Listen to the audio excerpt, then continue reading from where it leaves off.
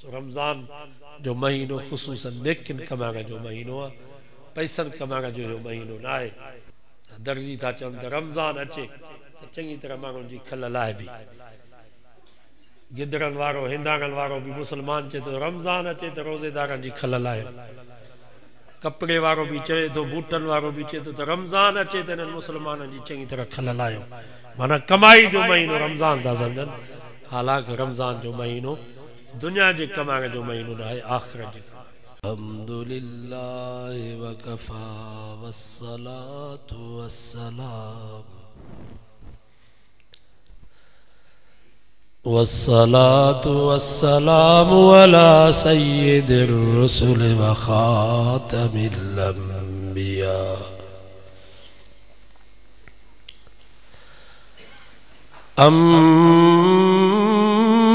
अम्मा बादु फ़अऊज़ु बिल्लाहि मिनश शैतानिर रजीम।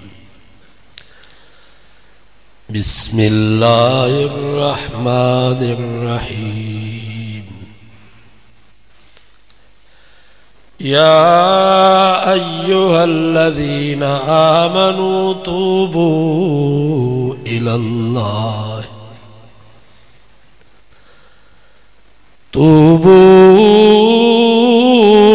इलल्लाहि तौबतन नसूहा। वक़ाल अन्नबिय्यु सल्लल्लाहु अलैहि वसल्लम अत्ताइबु मिनज़्ज़ंबि कमन ला ज़ंब लह। सदक़ल्लाहु वसदक रसूलुहुन नबियुस सादिकुल अमीन।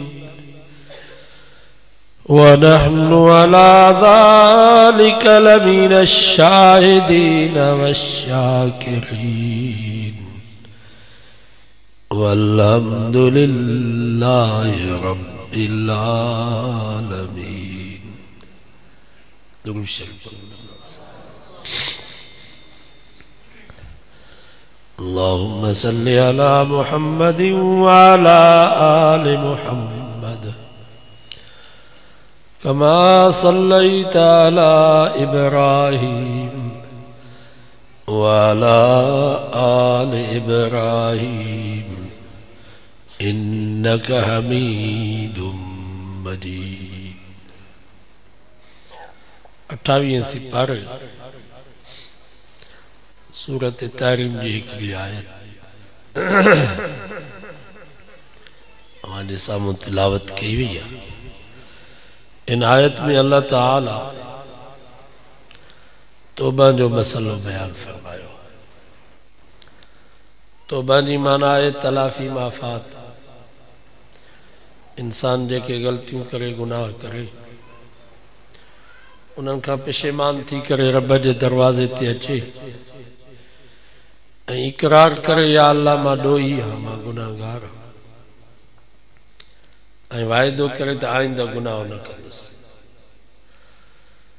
पहिरें नंबर ते एतिराफ़ जुर्म माना ॾोह मञे। ॾोह मञण बि बहादुरी। ये जेके चोर पुलिस जे 7 पुत्रनि ते पुलिस नक में नकेली विझंदी अथनि, ऊंधो टंगींदी अथनि, पोइ बि ॾोह न मञींदा। तव्हां सम्झंदा हूंदो ये बहादुर न बाबा, बुज़दिली आहे। बहादुर आहे जेको चवे मां ॾोह कयो आहे, जेका सज़ा ॾियो मां हाज़िर।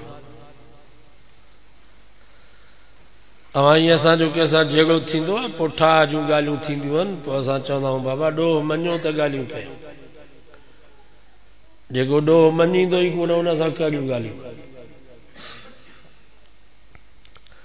असांखे बि उहो माण्हू वणे थो जेको ॾोह मञे थो। अल्लाह ताला खे बि उहो माण्हू पसंदि आहे जेको रब जे आॾो पंहिंजो ॾोह मञे। हदीसुनि जे किताबनि में अचे थो शाबुन आतिम मुसरिफुन अला नफ्से। फरमायो बनी इसराइल में को नौजवान हुयो जंहिंजी पूरी जिंदगी गुनाहनि में गुज़री वई। जिंदगी में हिकिड़ी भी नेकी न कयई, एडा गुनाह कई एडा डोह कई जो अखरजूहु मिन बैनिहिम मिन सूइ फ़िअलिहि शहर वारा तंग थी पिया फैसलो कयूं त हिनखे शहर मां कढोस जरगो करे शहर निकाली ॾिनऊंसि जंगल में बयाबान में अकेलो रहंदो हो फलम्मा हज़रतुल वफ़ात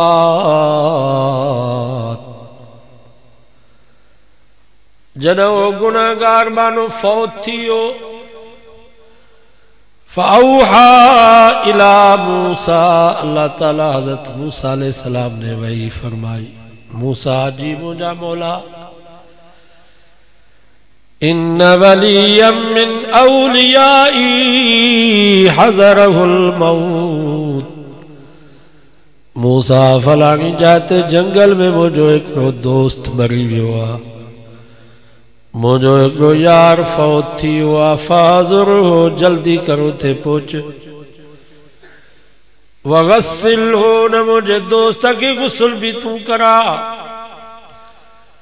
वसल्ले अलैहि उन मुझे यार जी जनाजे जी नमाज भी तू पढ़ा वकुल्ल मन कसुरा इस्यानुहु याज़ुर जनाज़तहु लअग़फ़िर लहु पूरी बनी इसराइल कौम में ऐलान कर त जेको भी गुनाहगार मुझे ने दोस्त जे जनाजे में शरीक थींदो मां रब जनाजे पढ़ण वारनि जा गुनाह माफ़ कर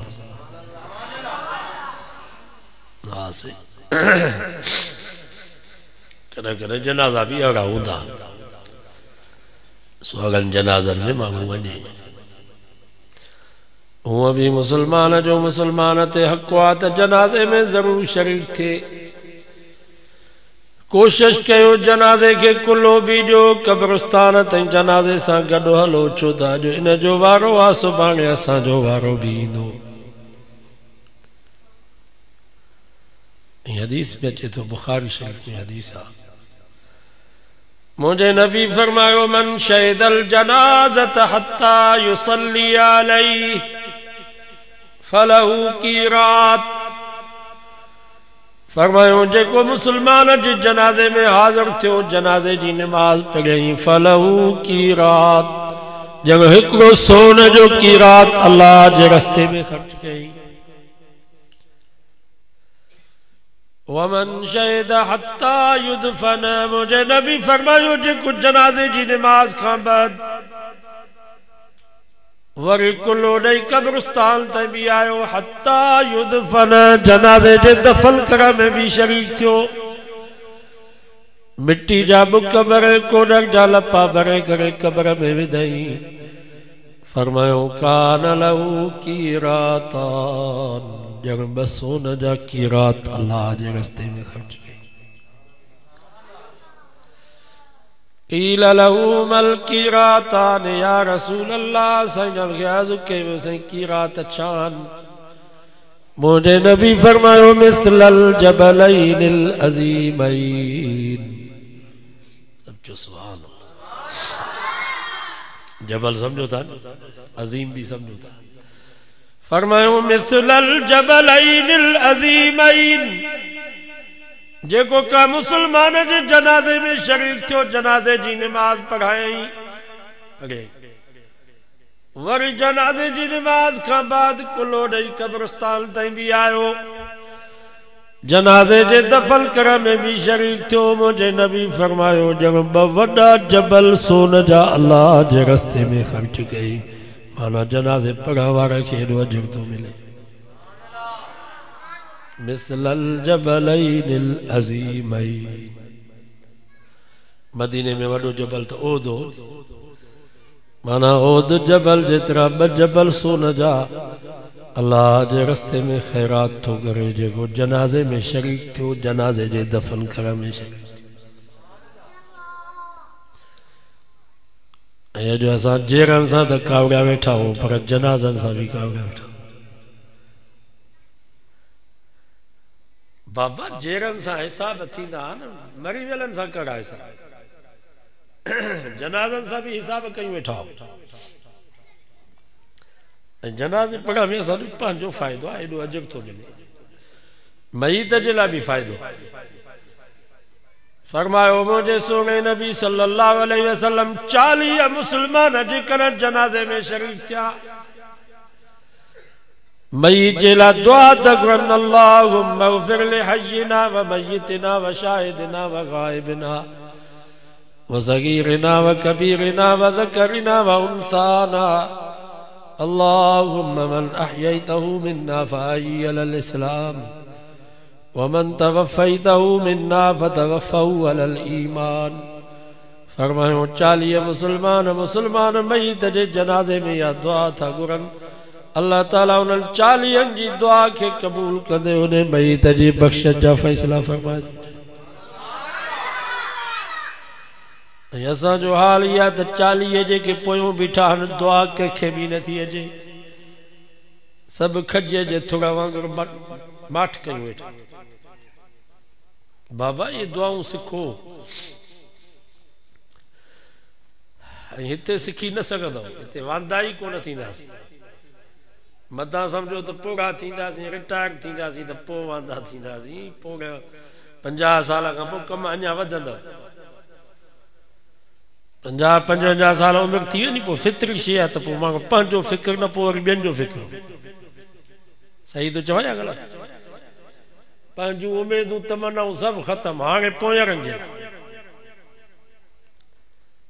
कम खुटंदा ई कोन। टाइम कढो, तबलीग जमात में वञो, घटि में घटि 4 महीना लॻायो, इंशाअल्लाह आलिम त न थींदो पर इल्म हाणा थींदो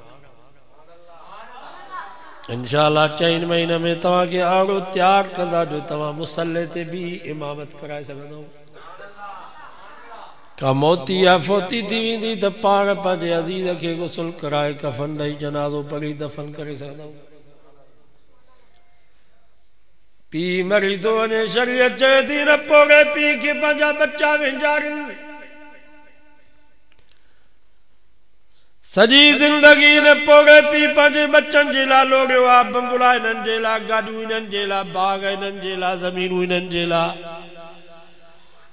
दुकान हिननि जे लाइ, प्लाट हिननि जे लाइ, बैंक में पैसा हिननि जे लाइ। तंहिंजे करे इहो पोड़ो पी फौत थी वञे त पुटनि जे मथां लाज़िम आहे त संदरो ॿधी अचे, पंहिंजे अबे जे मथां बीहनि। पंहिंजे बाबे खे पाण विञाइण नहीं सींगारनि। ॿियो मौलवी छो पिया घुरायो? अम्मा फौत थी वञे, शरीयत चए थी त हिन अम्मा पोड़ीअ खे पंहिंजूं न्याणियूं विञाइनि। सॼी ज़िंदगी न पोड़ी अम्मा पंहिंजे न्याणियुनि जे लाइ लोड़ियो आहे। न्याणी परणिजी वेंदी आहे, पोइ बि बच्चो अचे अम्मा जे घर ॼणींदी आहे, सम्झंदी आहे त अम्मा खां वधीक मुंहिंजो केरु बि ख़्यालु न कंदो आहे। दाईअ में बि उमेद न हूंदी आहे, ससु में बि न। इन जे करे शरीयत चए थी आहे पोड़ी मां फौत थी वञे त हिनखे पंहिंजूं न्याणियूं पंहिंजे हंज में विहारे करे विञाइनि सींगारनि।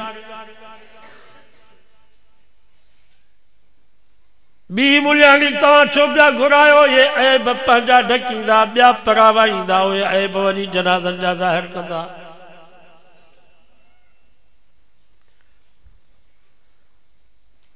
ये मसाला सिखो। घर में मोती फोती थी वञे त परेशान हो वञो मोलनि जे पोयों। गुस्ल कराइण ॾुखियो आहे, चङनि भलनि मोलनि खे बि न ईंदो आहे। कफन ठाहिण ॾुखियो आहे, ये पाण सिखो। दफ़न करणु सिखो, पंहिंजे अज़ीज़नि क़रीबनि खे पाण क़ब्र में लाहियो। अम्मा ख़दीजा जो जनाज़ो जन्नतुल मुअल्ला जे कब्रिस्तान में आयो त साईं जन पाण क़ब्र में लथा। पंहिंजे रफ़ीक़ हयात अम्मा ख़दीजा के पाण मुंहिंजे महबूब भाकुर पाए करे क़ब्र में सुमारियो। छा मक़ाम हूंदो इन क़ब्र जो, जंहिं क़ब्र में अल्लाह जो नबी पाण लथो। अम्मा के पंहिंजा बच्चा भाकुर पाए करे क़ब्र में लाहिनि, भेणा त ॿाहिरि।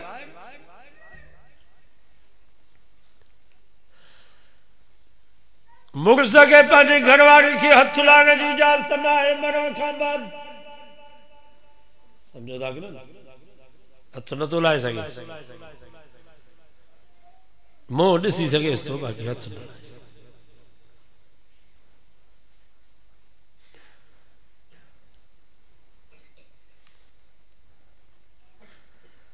मुर्स पंहिंजे घरवारी खे हथ नथो लाए सघे मरण खां बाद। असांजी अम्मा, असांजी अदी, असांजी न्याणी धारियल मर्दनि सां हथ सां मिलाए करे कचहरी करे रब कीअं बर्दाश्त कंदो। अॻे असेंबली में मायूं ईंदियूं सलाम वराईंदियूं, वक़्तु अॻिते हली वरी तरक़ी कयूं, वरी हथ पयूं ॾियनि जेके मेंबर आहिनि। हाणे अञा तरक़ी कई अथनि, हाणे वरी भाकुर पाए पई मिलनि।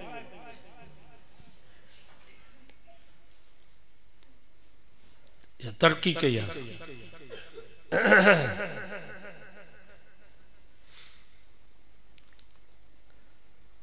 बहरहाल अज़म कयो त इंशाअल्लाह दीन सिखंदासीं। ये नंढा वरी असांखे ॾियो, वॾा हलिया वञो हेॾां तबलीग जमात में, नंढा ॿार असांखे ॾियो, असीं पढ़ाईंदासीं। हिकिड़ो तालिब उन ते रोज़ानो 100 रुपया ख़र्च आहे। घणो? असांजे मदद में आहे त ख़र्च घणो पर किफ़ायती ख़र्च। सुबुह जो चांहि पापा, मंझंदि जी मानी, राति जी मानी, बिजली आहे, गैस आहे, उस्तादनि जूं पघारूं, बोर्चनि जूं पघारूं, घटि में घटि 100 रुपया त छो त ये बोर्ची, ये बिजली, गैस सभिनी तालिबनि जे लाइ। हिकिड़े तालिब जो रोज़ानो 100 रुपया ख़र्च आहे त महीने में घणा? 3000। साल में 2 महीना बल तव्हांखे छॾियूं था, शाबान रमज़ान मोकल आहे, बाक़ी 10 महीना, 10 महीननि में 10 टकाई 30,000 हिकिड़े तालिब जो ख़र्च साल जो। ऐं घटि में घटि इहो तालिब मदरसे में 20 साल पढ़े थो। घणा साल? मां मदरसे में 80 में दाख़िल थियुसि त हल बाबा 17 साल। अञा अॻे उन तख़सुस न हूंदो, मुफ़्ती न हूंदा, हाणे उनजे लाइ वरी 3 साल जुदा आहे। माना 97 में 98 ताईं पढ़ियासीं। 20 साल इहो तालिब मदरसे में पढ़े थो, आलिम हाफ़िज़ थिए थो। इन मौलवीअ जे पीउ मां खां पुछा कयो त तव्हां घणो ख़र्च कयो आहे? रुपयो ई न, पंहिंजी जेका ख़र्ची ॾींदा आहिनि उहा अलावा सॼो असां मौलवी पिया पिनी करे बर्दाश्त कयूं। तव्हांखे मां गुज़ारिश थो कयां त हिकिड़े तालिब जो ख़र्च कयो साल 30,000 वॾी ॻाल्हि न। 100 रुपया त चांहि में खपी थो। चांहि घणे जी? 70 रुपया 100 बि आहे पाउंडर वारी, ख़ालिस खीर वारी चांहि अञा महांगी, इन में केमिकल था मिलाइनि। 100 रुपया चांहि जो ख़र्च आहे। ये 30,000 किथे बि कंहिं मदरसे में ॾियो जिते तव्हांजो एतमाद हुजे, उनखे चयो साईं 30,000 सालाना हिकिड़े तालिब जो मां ख़र्च ॾियां। इंशाअल्लाह इहो तालिब आलिम थी वियो, हाफ़िज़ थी वियो, जेसि ताईं क़ुरान मजीद पढ़ंदो पढ़ाईंदो, उन जा शागिर्द असां मरी वियासीं, इहो सवाबु क़यामत ताईं पियो मिलंदो। मुझे नबी फरमाए इज़ा मातल इंसानु क़ता अमलुहु, मुझे नबी फरमायो इंसान जॾहिं मरी वेंदो आहे त उन जा अमल ख़तम। पर कुझु अमल अहिड़ा आहिनि जो मरण खां पोइ बि सवाबु पियो मिलंदुसि। वलदुन सालिहु यदऊ लहू, मुझे नबी फरमायो औलाद साले अथसि, नेक निमाज़ी आहे, दीनदार आहे, क़ुरान मजीद जी तिलावत करे थो, ज़िक्र करे थो, ख़ैर ख़ैरातूं करे थो, नेकीअ जा कम करे थो, जेसि ताईं इहो औलाद साले जहिड़ो आहे तेसि ताईं पीउ माउ खे पियो थो सवाबु मिले। जेके नेकियूं कंदो औलाद इंशाअल्लाह पीउ माउ उन में शरीक थी वेंदो।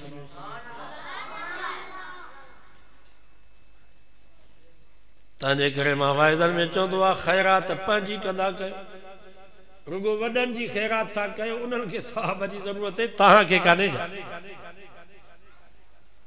पंहिंजी खैरात कयो तो मूंखे सवाब मिले 8 ॾींहं 15 ॾींहं देग लायो गरीबन मिस्किन खे खारायो नियत इहा कयो त इन जो सवाब मूंखे मिले पी मां खे पाण ई मिलंदो मस्जिद ठाराए ॾिनी असां त इन जो सवाब मूंखे मिले पी मां खे पाण ई मिलंदो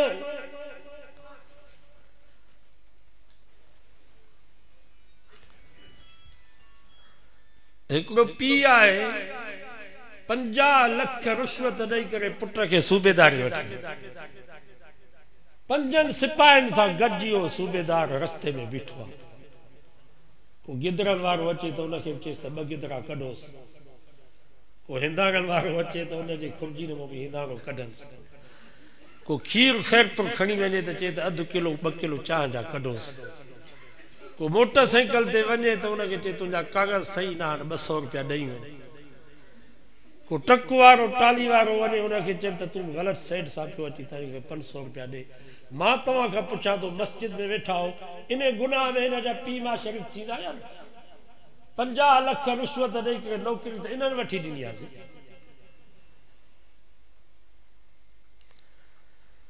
80 लख करोड़ रुपया ख़र्च करे असां पंहिंजे पुट खे डॉक्टर बनायो आहे जेको मुडी काती खई वेठो आहे को मरीज़ मरी थो वञे चए थो पहिरीं फीस जो दवाउनि जो बिल जो पोइ लाश खणो ही त चवे थो त मां करोड़ रुपया ख़र्च करे औलाद जो हक़ अदा कयो आहे पर हू त मुडी काती खई वेठो इन गुनाह में उनजो पीउ मां शरीक थींदो या न मां नथो चवां क़ुरान मजीद में अल्लाह से फरमायो क़यामत जो ॾींहुं थींदो इन औलाद जा हथ हूंदा पीउ मां जी गिरबान हूंदी खुदा जी कोरट हूंदी है बच्चा पंहिंजे पीउ मां जे गिरबान खे पकड़े करे चवंदा रब्बना आतिहिम ज़ैफ़ैन मिनल अज़ाब वलानुम लानन कबीरा या अल्लाह असां जो अज़ाब भी असां जे वडल खे कर लानत कर त हिननि ते लानत कर असां जो कहिड़ो कसूर आहे असां मासूम हुयासीं दुनिया जे जहान जी का ख़बर न हुई असांजा अबो अम्मा असांखे निमाज़ी बनाइनि हा असां सोने हुसैन वांगुरु कुस्ती वञूं हा पर निमाज़ खे न छॾूं हा असांजा अबो अम्मा असांखे आलिम हाफ़िज़ बनाइनि हा असां आलिम ऐं हाफ़िज़ बणिजी वञूं हा या अल्लाह असां स्कूल न वेंदासीं त ख़र्ची बंदि थी वेंदी गाह न कंदासीं त मानी बंदि थी वेंदी लठियूं लॻंदियूं पर निमाज़ पढ़ण जे लाइ न वियासीं क़ुरान मजीद जो सबक़ु वठण जे लाइ न वियासीं अबे अम्मा मार त कान ॾिनी पर हिननि जे मुंहं में घुंड बि कोन पियो कावड़ बि न आई आतिहिम ज़ैफ़ैन मिनल अज़ाब असांजो अज़ाब बि इन्हनि खे कर वलानुम लानन कबीरा लानत कर त इन्हनि ते लानत कर असांजो कहिड़ो कसूर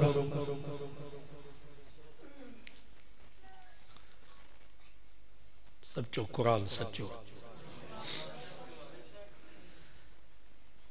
इन जे करे मुंहिंजे नबी फरमायो मन करअल कुरान व अमिल बिमा फी उल्बिस वालिदाहु ताजन यौमल क़ियामह मुझे महबूब फरमायो जा कुरान मजीद याद कयो न ते अमल कई क़यामत जे ॾींहुं उन जे पीउ मां खे सोन जो ताज पारायो ईंदो पीउ मां खे पाण खे न छो त कॾहिं कॾहिं हाफ़िज़ बदमाश थी वेंदा विसारे छॾींदा ईअं आहे या कोन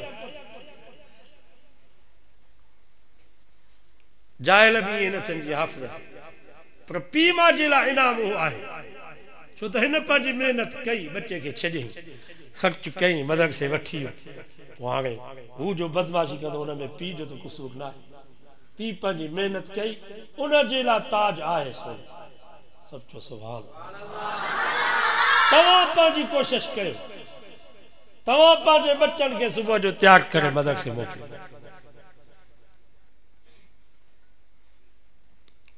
तव्हां ॿार आहिनि उन सख़्ती कयो नमाज़ पढ़ो क़ुरान मजीद सबक़ वठो पोइ वॾा थिया विसारे छॾियऊं जाहिल थी विया ज़ालिम थी विया इंशाअल्लाह तव्हांखे सोन जो ताज क़यामत जे ॾींहुं पारायो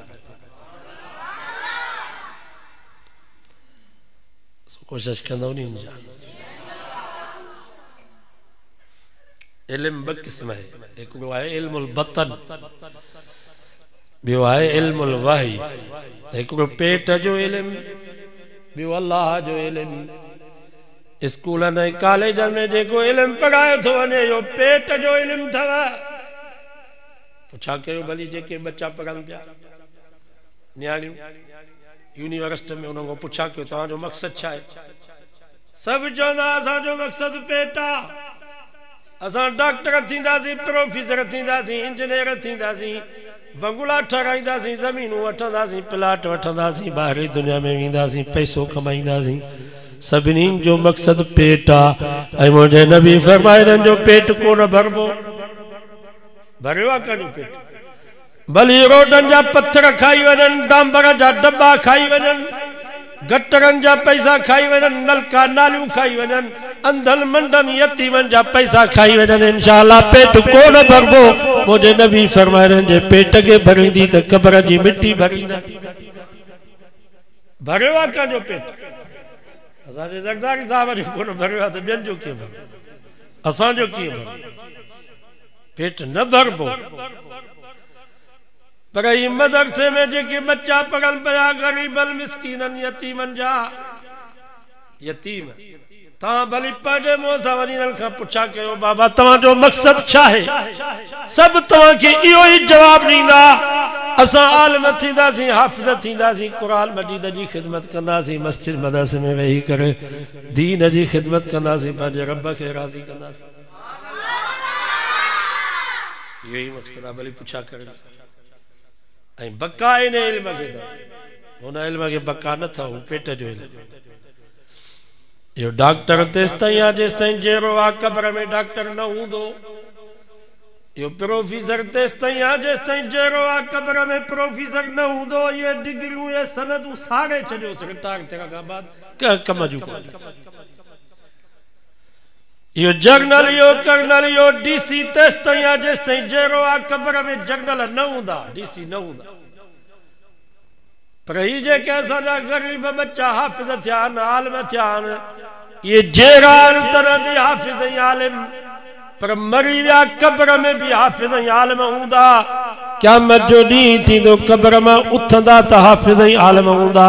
मां नथो चवां, मुंहिंजे नबी फरमायो क़यामत जे ॾींहुं हाफ़िज़ क़ब्र मां उथंदो त रब फरमाईंदुसि इक़रा वरतक वरतिल कमा कुंत तुरतिल फि दुनिया। ओ हाफ़िज़ क़ुरान पढ़ंदो वञ, जन्नत जे ॾाके ते चढ़ंदो वञ। ये दुनिया में तो उस्ताद के 83 पारा याद पढ़ी बुधाया, रमजान में जमात के तो 83 पारा मुसल्ले ते भी याद बुधाया। हाणे मां रब जे साम्हूं क़ुरान पढ़ंदो वञ, जन्नत जे ॾाके ते चढ़ंदो वञ, जिथे आख़िरी आयत पहुचे कुल अऊज़ु बिरब्बिन नास मलिकिन नास इलाहिन नास मिन शर्रिल वस्वासिल खन्नास अल्लज़ी युवस्विसु फी सुदूरिन नास मिनल जिन्नति वन नास। जिथे आखिरी सूरत जी आखिरी आयत पहुचे उते तुझी जाए थे जन्नतुल फिरदौस। जिथे नबी ऐं रसूल रहंदा आहिनि तुझी जाए भी उते थे।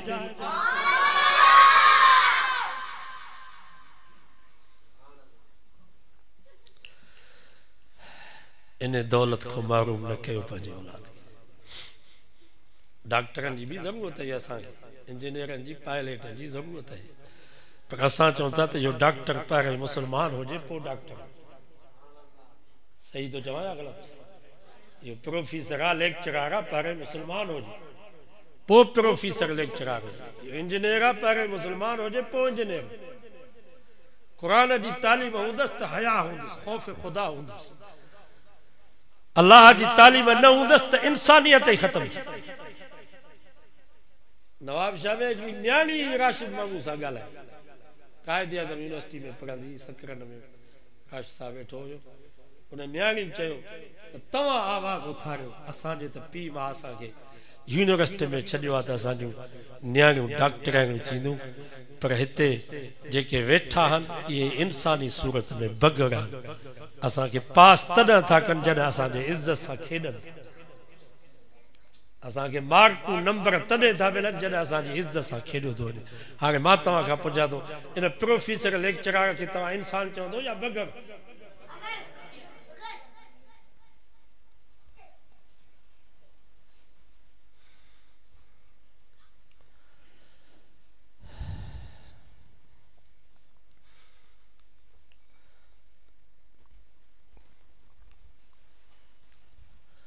स्कूल में जेकॾहिं असां पंहिंजे बच्चनि खे पढ़ाईंदासीं ठीकु आहे, भली ॻाल्हि आहे, पर उन तालीम जो फ़ाइदो तेसि ताईं आहे जेसि ताईं जहिड़ा अॻिते फ़ाइदो न आहे। पंहिंजे बच्चनि खे क़ुर पढ़ाईंदासीं, मोहम्मद मुस्तफ़ा खे तालीम ॾींदासीं, हिन जो हिते बि फ़ाइदो आहे, क़ब्र में बि फ़ाइदो आहे, आख़िरत में।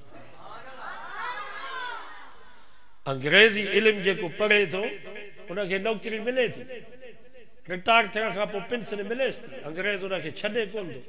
ऐं असां जेकर मोहम्मद मुस्तफ़ा जी तालीम पढ़ंदासीं, क़ुर पढ़ंदासीं, रब असांखे छॾे ॾींदो, बुख मारी असां मौली बुख मरी पाण ई मौलवी ने भागो न थी, पाण ई हाफ़िज़ कारी ने भागो न थी, पाण जो मथो गाढ़ो करे ॾाढ़ी कूड़ा करे सॼो ॾींहुं होटल ते ड्रामा पियो ॾिसंदो, सॼो ॾींहुं मोबाइल हथ में हूंदसि, न निमाज़ न क़ुर जी तिलावत, पोइ इहो ज़लील थींदो या न थींदो? पोइ त इहो ज़लील थींदो, चए त अजायो मां मदरसे में पढ़ियुसि। मां त वाइज़नि में चवंदो आहियां जेकॾहिं 10 साल बरकत ख़ातिर को तालिब मदरसे में वेहे, पछाड़ी में अलाह वारनि जो हथ हुनजे मथड़े ते लॻो हुजेसि, पटको पाए ॾाढ़ी रखे, वज़ाकत नेकन वारो हुजेसि, इंशाअल्लाह का मस्जिद में का मदरसे में किथे बराड़ी में क़ाइदो नाज़रा पढ़ाईंदो, रब रोज़ी भी ॾींदुसि त इज़त भी कराईंदुसि।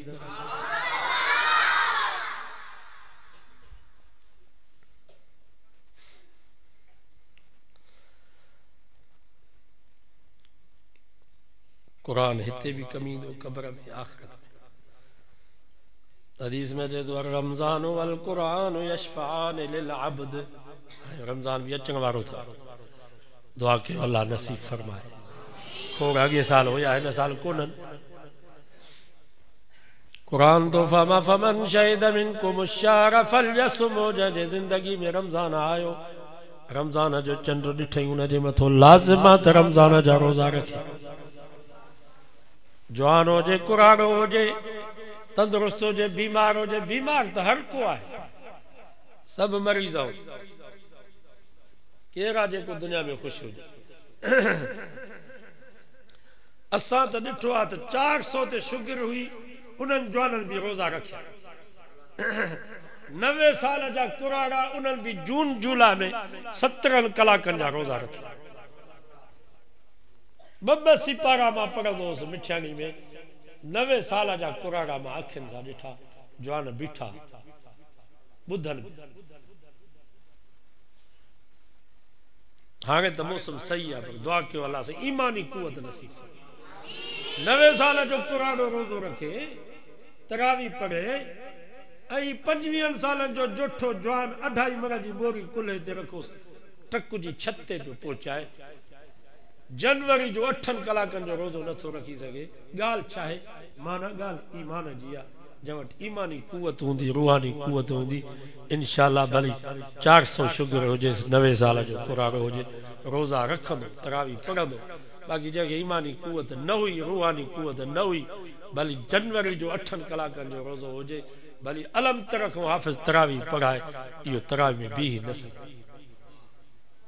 दुआ कयो अल्लाह असांखे ईमानी कुवत ॾे। रमज़ान वल कुरान यशफ़ान लिल अब्द, मुझे नबी फरमायो क़यामत जो ॾींहुं थींदो, रमज़ान भी रब सां ॻाल्हाईंदो, कुरान भी रब सां ॻाल्हाईंदो। रमज़ान रब खे चवंदो, या अल्लाह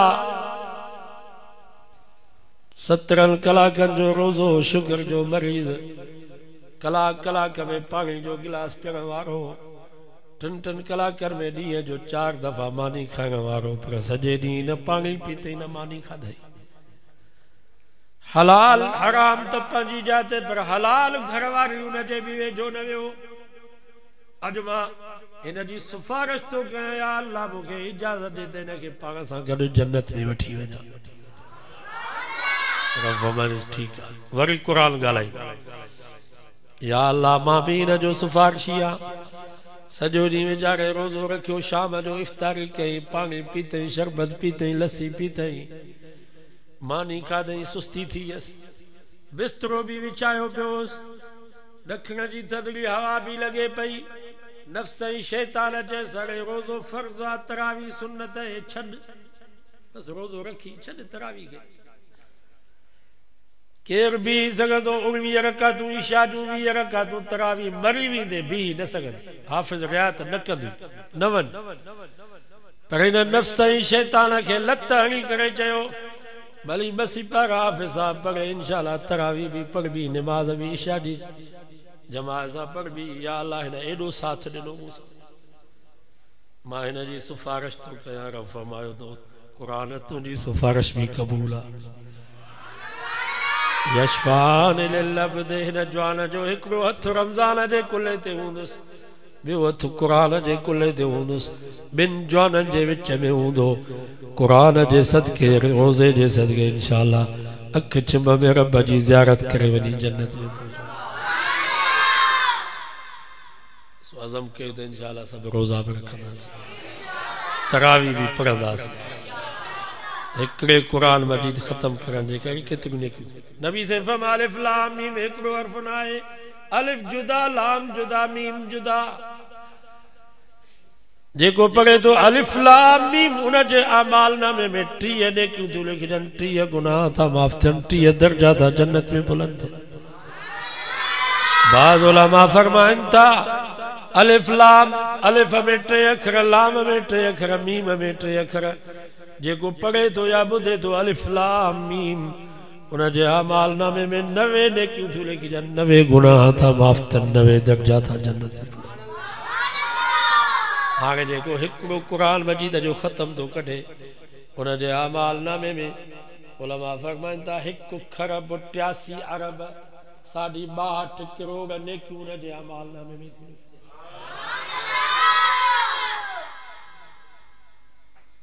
1 खरब 83 अरब 62 करोड़ नेकियूं उन जे अमाल नामे में एतिरा पैसा कंहिंखे मिलनि त ख़ुशि थींदो की न कोन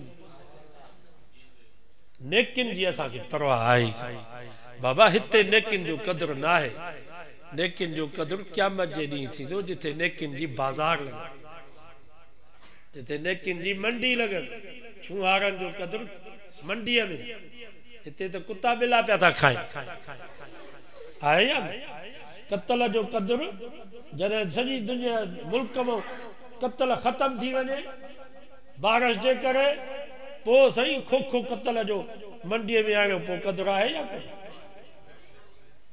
5000 10,000 मर हिन नेकिन जो क़दुरु क़यामत जे ॾींहुं थी हिकिड़ी नेकीअ जे लाइ माण्हू परेशान हूंदो साईं वारा खां पुछा करे ॾिसो हदीस में अचे थो पीउ खे चवंदो बाबा हिकिड़ी नेकी ॾे मुंहिंजे जन्नत ऐं जनम जो मसइलो आहे पीउ चवंदुसि तूं आहीं केरु जो मूंखां नेकी थो मां खे चवंदो मां भला तूं नेकी ॾे मां चवंदसि मां तोखे सुञाणा ई कान थी यौम तरौना तज़ालु कुल्लु मुर्ज़ियतिन अम्मा अर्ज़ात खीर पिया को बच्चो तड़पंदो पियो अम्मा जे साम्हूं उन जा चप ज़ुबान ख़ुश्क थी वेंदी अम्मा ॾिसंदी पई पर क़ुरान दो फरमा उनखे रहम कोन ईंदो जो पंहिंजे बच्चे खे खणी करे खीर पिया उते नेकियूं कमु ईंदो अॼु नेकियुनि जा दरिया था वहनि नेकियुनि जा वाह था वहनि पर असांखे क़दुरु ई न आहे सो रमज़ान जो महीनो ख़ुसूसन नेकिन कमाइण जो महीनो आहे पैसनि कमाइण जो महीनो न आहे दर्जी था चवनि त रमज़ान अचे